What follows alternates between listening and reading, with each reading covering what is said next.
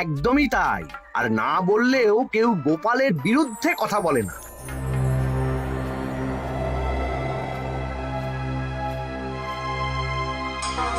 কি মন্ত্রী মশাই, আজকাল তো আমার কথা আর মনেই পড়ে না, ভুলে গেছেন নাকি? আরে না না ভগবান, তুমি হলে আমার তুরুপের তাস। ঠিক সময়ে ঠিক সুযোগ এলে তোমাকেই ডাকবো। একটু দেখবেন। হ্যাঁ, আরে নিশ্চয়ই নিশ্চয়ই। এই চলি রে, আবার রাজসভায় যেতে হবে।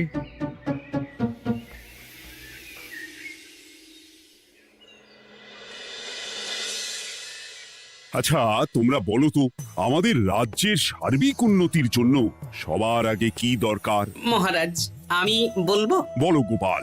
সততা আর শিক্ষা, এই দুটো জিনিস মানুষের মধ্যে থাকলে রাজ্যের উন্নতি কেউ আটকাতে পারবে না মহারাজ।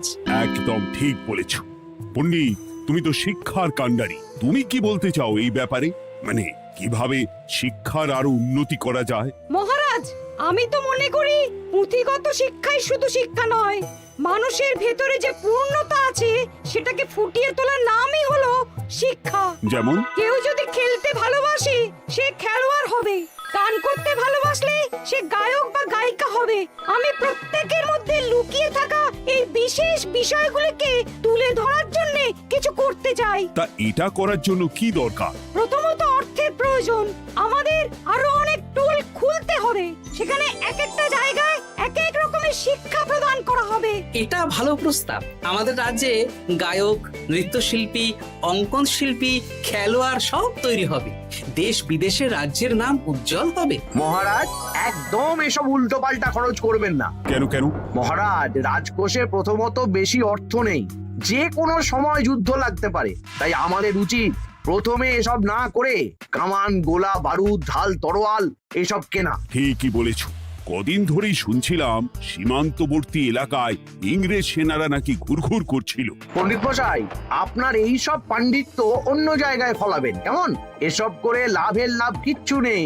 কাউকে যদি ইংরেজরা গুলি করে সে কি গান শোনাবে? হ্যাঁ, মন্ত্রীর কথায় যুক্তি আছে। মহারাজ, আপনি বরং পণ্ডিত মশাইকে কিছুদিনের জন্য ছুটি দিয়ে দিন। পণ্ডিত মশাইয়ের মাথার একটু বিশ্রাম দরকার। হ্যাঁ পণ্ডিত, তুমি বরং দিন 15 জন্য তীর্থে ঘুরে এসো। যথা আজ্ঞা মহারাজ।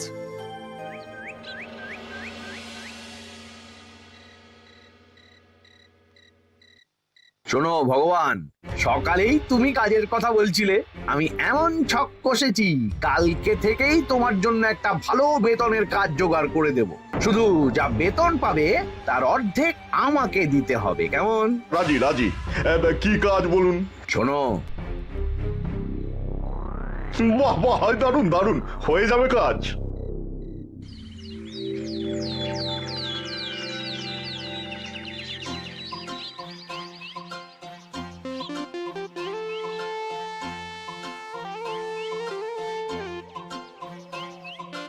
এই সকাল সকাল রাস্তায় ঘুরঘুর করছিস কেন? হ্যাঁ, পড়াশুনো কি শিখেই তুলে দিয়েছিস? পণ্ডিত মশাই তীর্থে গেছেন, এখন আমাদের ছুটি। দুপুর বেলা ভাত, রাতের বেলা রুটি।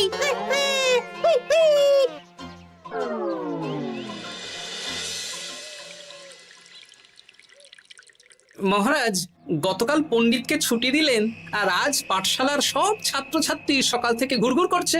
এ কি, তাহলে তো মুশকিল। মুশকিল আসান করার রাস্তা আমার কাছে আছে মহারাজ।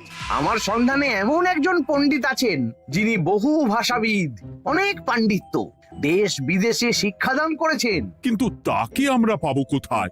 তিনি কৃষ্ণনগরে ঘুরতে এসেছেন। শুধু ওনাকে বেতনটা একটু বেশি দিতে হবে, এবং তিনি এই রাজ্যের যে কোনো মানুষের চেয়ে বেশি শিক্ষিত।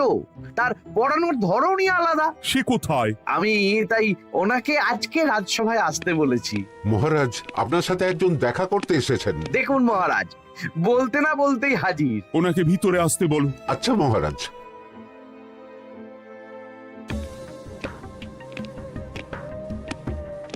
প্রণাম কৃষ্ণচন্দ্র, আমাকে আপনার মন্ত্রী ডেকেছেন তাই এলাম।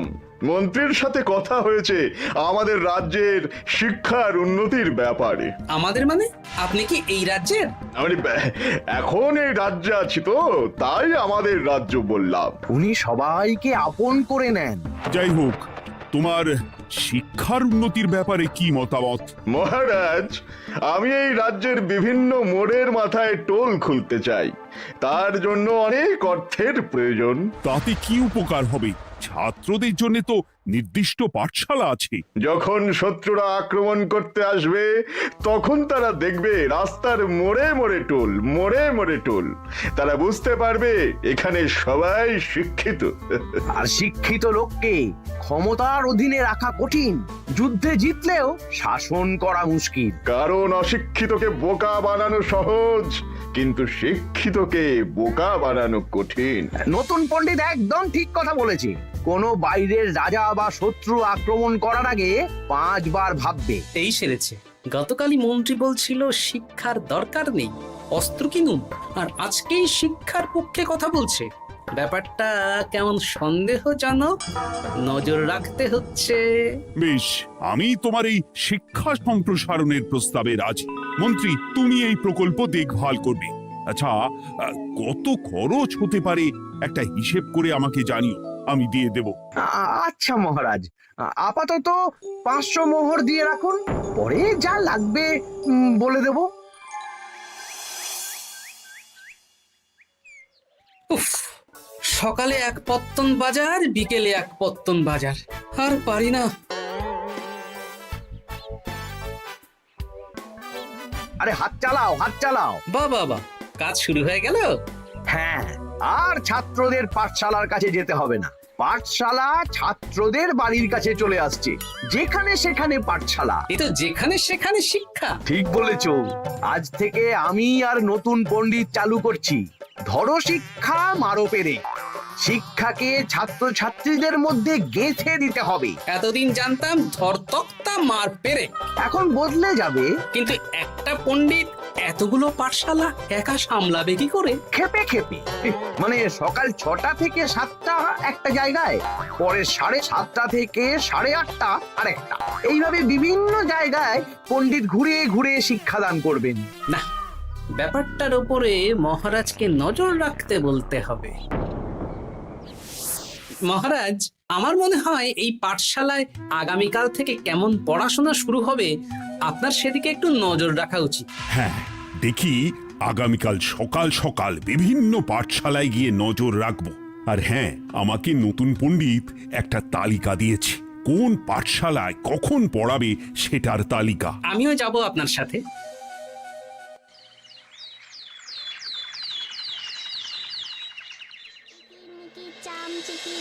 কাটা মজুমদার ধে এলো দামোদর, দামোদরের হাঁড়ি কুড়ি, দুয়ারে বসে চাল কুড়ি। দেখি কুটি, তোরা এই কিরমিকির খেলছিস? নতুন পণ্ডিত কোথায়? উনি তো এই মাত্র দক্ষিণের পাঠশালায় গেলেন।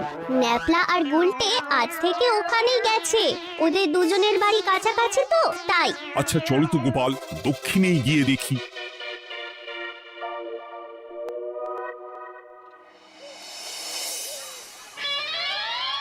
দেখি এখানেও তো নতুন পণ্ডিত নেই।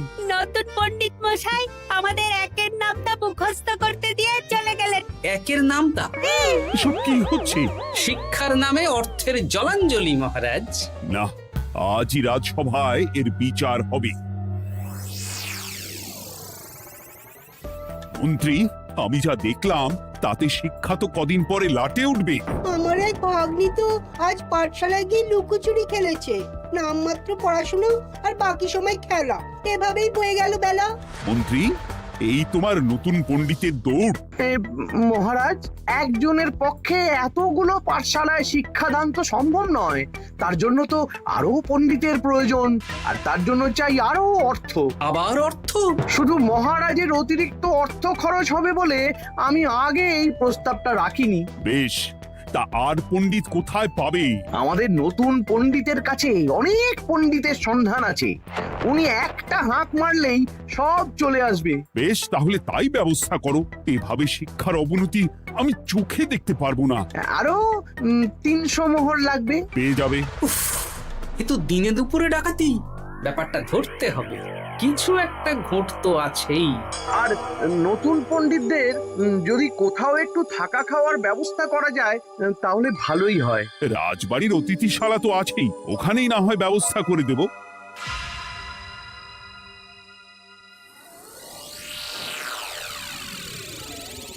শোন বটা ঘটা আর কেলে পচা, তোদের এইবার এই ভগবানের মতন শিক্ষাদান করতে হবে। আরে আমি তো শিক্ষা বানানই জানি না। সে না জানলেও হবে, শুধু দাড়ি গোফ লাগিয়ে নকল পণ্ডিত সেজে কালকে থেকে পাঠশালায় যেতে হবে। কাকে কোথায় যেতে হবে সব আমি বুঝিয়ে দেব। আচ্ছা।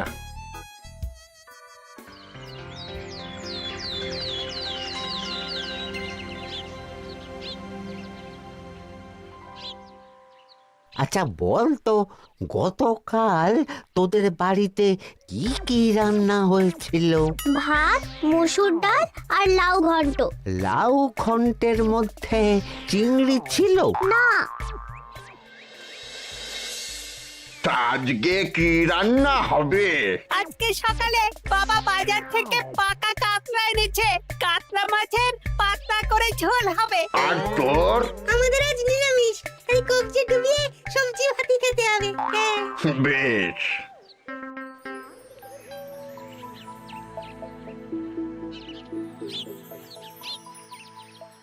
বল, আজকে তোরা কি কি শিখলি? আমি লাউ ঘন্ট। আমি সবজি ভাত। আমি কাতলা মাছ। কি বলছিস কি? আজকে তো পাঠশালায় এই সব আলোচনাই হয়েছে। এবারে ব্যাপারটা একেবারে সহ্য সীমার বাইরে চলে যাচ্ছে।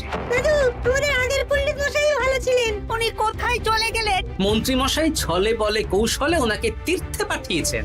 না, এখন আমাকে মন্ত্রী মশাইয়ের উপরে নজর রাখতে হবে।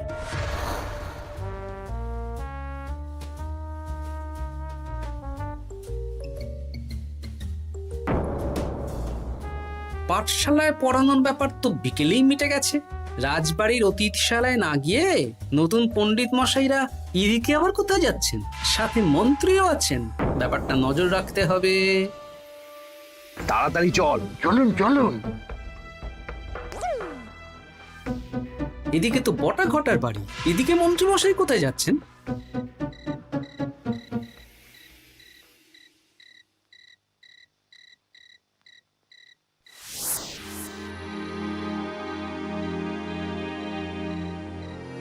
তারপর তোমরা সবাইকে কি শিক্ষা দিলে? শিক্ষা? সে আমাদের শিক্ষা নেই, চুরি করে দিন চলে। আমি কি করে শিক্ষা দেব? আরে ছাইপাশ দাড়ি গোঁফ থাকলে কি কুটকুট করে। যা বলেছিস বটা। আরে আরে আহারে করছিসটা কি? ভালো রোজগার পাতি কি তোদের সহ্য হচ্ছে না নাকি? ভগবানকে দেখ, সেই কবে থেকে দাড়ি গোঁফ লাগিয়ে পণ্ডিত মশাই সেজে আছেন। আমারও প্রথম দিন একটু সমস্যা হচ্ছিল, এখন সামলে নিয়েছি। আর আমাদের এই সব আলোচনা একদম করা উচিত না।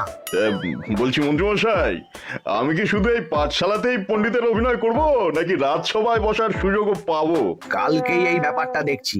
আগে তোমাকে রাজসভায় ঢোকাবো, তারপর এক এক করে বটা ঘটা কেলে পচা সব আমার দলের লোককে রাজসভায় ঢুকিয়ে নেব। আর রাজসভার বাকি সদস্যদের ফাঁকা করে দেবেন। একদম তাই। মহারাজ সহজ সরল মানুষ, এটাই একটা বড় সুবিধা। আচ্ছা, এই ব্যাপার। ঠিক আছে, আমি কদিন পরে ঠিক সময়ে একদম হাটে হাড়ি ভাঙবো।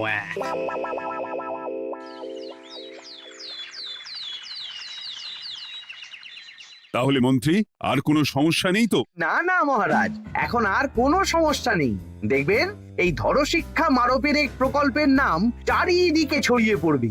আমার তো মনে হয় একটু পাঠশালাতে বিজ্ঞান নিয়েও আলোচনা করা উচিত। হবে হবে, সব হবে। এখনো সব বাচ্চারা অজ্ঞান হয়ে আছে। আগে শিক্ষায় জ্ঞান ফিরুক, তারপরে না হয় বিজ্ঞান নিয়ে আলোচনা করবে। বিজ্ঞানী তো প্রস্তাবটা খারাপ রাখেনি। তুমি কি বেশি বোঝো? তাহলে তুমিই তো বিজ্ঞান শেখাতে পারো। আমি কবিরাজি শিক্ষা দান করতে পারবো। তোমার কবিরাজি শিখতে কেউ রাজি নয়, চুপ থাকো। আহ, দেখাই যাক না বাচ্চারা কেমন শিক্ষা লাভ করে। মহারাজ, বলছি কি, আমাদের পণ্ডিতের আসনটা তো ফাঁকাই পড়ে আছে। এখন যখন নতুন পণ্ডিত এসেই গেছেন, তাহলে ওই জায়গায় ওই তো বসতে পারে। কিন্তু পণ্ডিত তো তীর্থে গেছে, অবশ্য কদিন পরেই ফিরে আসবে। ও আসুক, তারপর না হয় আলোচনা করে একটা সিদ্ধান্ত নেব। পণ্ডিত মশাই না হয় এসে পুজো পাঠটাই করুক, কিন্তু রাজসভা এরকম ফাঁকা থাকলে কেমন একটা লাগে। বেশ, তাহলে তাই হোক। কালকে থেকে নতুন পণ্ডিত আমাদের পুরনো পণ্ডিতের জায়গায় বসবে। এইভাবে রাজসভা ফাঁকা করে যেতে হবে, তাহলে একদিন সবাই আমার পক্ষেই কথা বলবে আর শেষে রাজাকেই সরিয়ে দেব।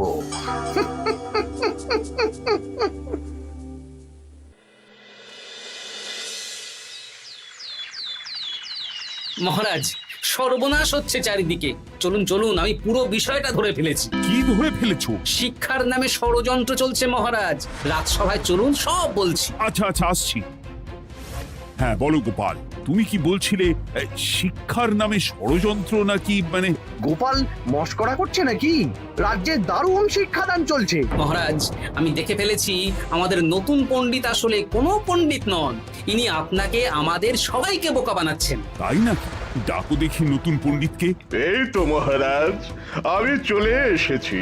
এই তো ইনি বদমাশি করছেন, শিক্ষার্থীদের ভবিষ্যৎ নিয়ে খেলছে।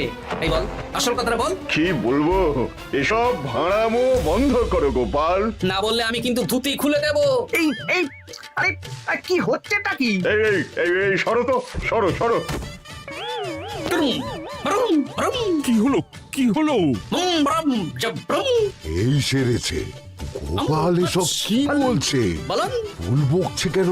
ব্রুম, ব্রুম, গোপাল, তোমার কি হলো গো? কি বলছো তুমি? আমার কাছে বৈদ্য, তুমি একটু দেখো তো গোপাল ঠিক আছে তো? এই যে নতুন পণ্ডিত, তুমি তো অনেক ভাষা জানো, তুমি বুঝতে পারছো? মহারাজ, আমি দেখছি গোপালের মনে হয় বিশ্রামের প্রয়োজন। এই এই, তোমরা কয়েকজন মিলে গোপালকে রাজবাড়ির অন্দর মহলে নিয়ে চলো। চলুন, আমি যাচ্ছি। ওহো, গোপালের কি হলো? মাথায় লেগে গেল? ভাষা চলে গেল? ওই সব এই নতুন পণ্ডিতের জন্য।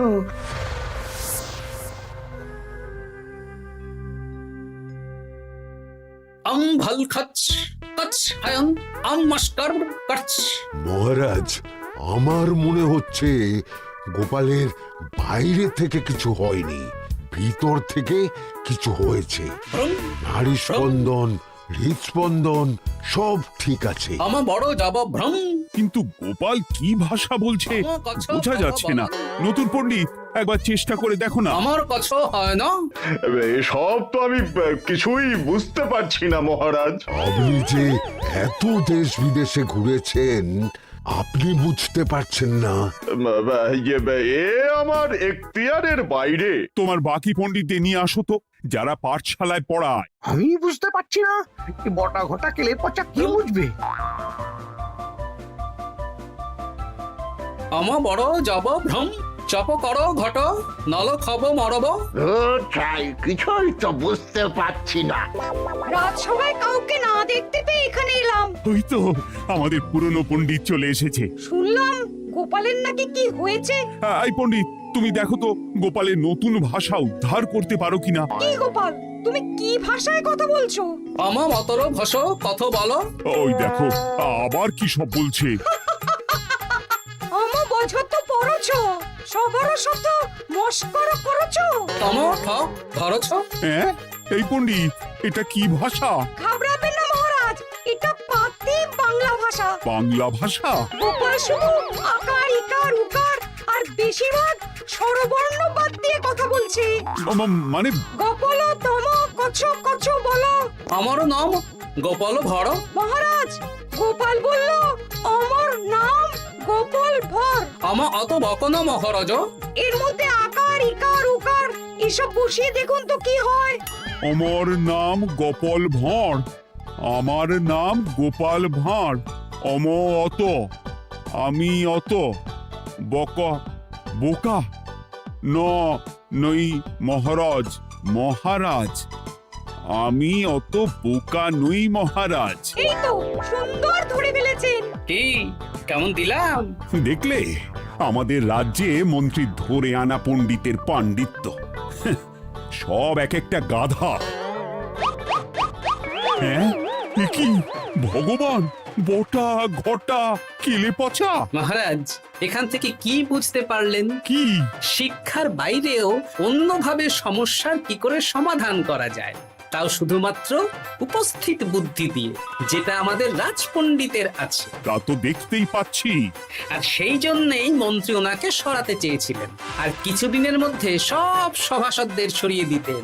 আমি সব মতলব শুনেছিলাম, আর এই দিনটার জন্যে অপেক্ষা করছিলাম। আজকেই তো পণ্ডিতের তীর্থ থেকে ফিরে আসার কথা। তাই আজকে এই ছোট্ট নাটকটি করলাম। এবার মন্ত্রী আর এই 4 জন নকল পণ্ডিতকে আচ্ছা করে কারাগারে গিয়ে ধোলাই দাও। ধোলাই হলো ওনাদের জন্য উপযুক্ত এবং উচিত শিক্ষা।